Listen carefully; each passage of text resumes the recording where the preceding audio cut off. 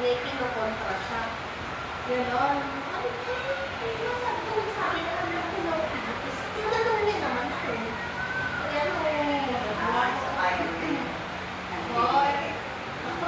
kasi parang lumalabas na against me sa sinasabi niya. Wala namang against me. Kasi nga, nag-request ka ng meeting, tapos tinanong niya yung mga kasama mo.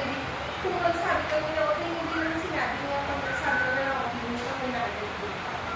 Pero hindi ko na Ay, dalawa.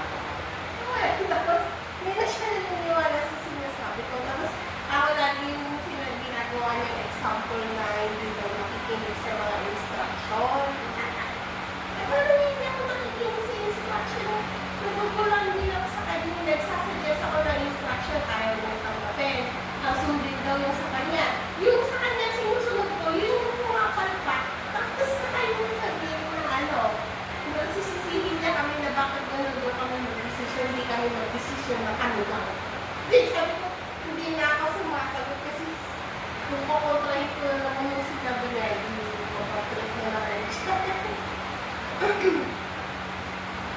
Ay, sabi ko, kasi last time na ako, sabi ko, parang napunta ako sa sitwasyon na ganyan na parang gusto ko na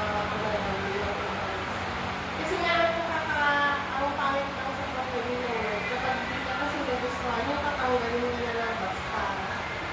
Di ba yung mga dati walang kasabi-sabi? O, pag tinanggal ka, doon na mismo sa araw na yun, hindi ka napapasok yung nagpasan pa kayo. Kaya yun yung nangyayari. Isa ko lang, itay ko lang yung makapagaling na lang yung ano, di